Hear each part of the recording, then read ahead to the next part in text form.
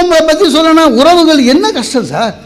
முன்னெல்லாம் எப்படி சார் வீட்டுக்கு போனால் எவ்வளோ மரியாதை கொடுப்பாங்க, இப்போலாம் அப்படிலாம் கிடையாது. எங்கள் அத்தை வீட்டுக்கு போனால் என்ன ஃபோன் பண்ணாமல் வந்துட்டு ஏறுறாங்க.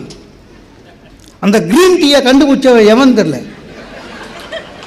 தயவு செஞ்சு சொல்கிறேன், க்ரீன் டீ உங்களுக்கு பிடிச்சா நீங்கள் குடிங்க, விருந்தாளி வந்தால் கொடுக்காதீங்க. அவங்ககிட்ட கேளுங்க, டே க்ரீன் டீ குடிப்பியாடான்னு. எங்கள் அத்தை போய் க்ரீன் டீ, அதான் ரொம்ப அநியாயம் சார். க்ரீன் டீ அந்த அந்த அந்த டீ போட்டில் எப்போ வாங்குறதுன்னு தெரில.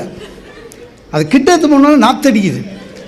ரொம்ப நாள் டம்ஜல் வச்சுன்னு அது ரொம்ப குளுக்க முடியாதுங்க. கம்மி பைசாக்கு வாங்கிட்டா ரொம்ப குளுக்கணுன்னு உள்ளே பிஞ்சிக்கும், ரொம்ப கஷ்டம்.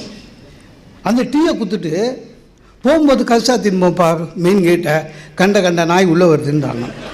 நம்மள தான் ஒரு காலத்தில் உறவுகள் வந்தால் கொடுக்கறதுக்குன்னு வெள்ளி கிளாஸ் வச்சுருப்போம் வீட்டில், உறவுகளுக்கு வெள்ளி டம்ளரில் கொடுப்போம். இப்போது உறவுகள் வந்தால் டிஸ்போசபிள் கிளாஸில் கொடுக்குறோம். உறவுகளே இப்போ டிஸ்போசல் ஆகிடுச்சு சார். அதனால தான் வந்த வம்பு இதெல்லாம். உண்மையிலே சொல்கிறேங்க, நான் ஒன்றே ஒன்று சொல்கிறேன், உறவே வானான்னு ஒட்டி விளக்குறோம் சார். 1947 நம்மளுக்கு சுதந்திரம், 1950 இந்திய அரசியலமைப்பு சட்டம்.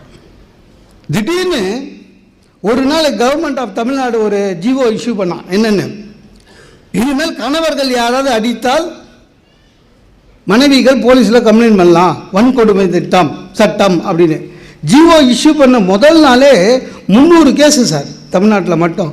அதான் வெயிட் பண்ணிக்கிறாங்க லேடிஸுங்க. இந்த மாதிரி சட்டம் வந்து எல்லாம் க்யூவில் நின்று குத்துட்டு வந்துட்டாங்க. தப்பு இல்லை.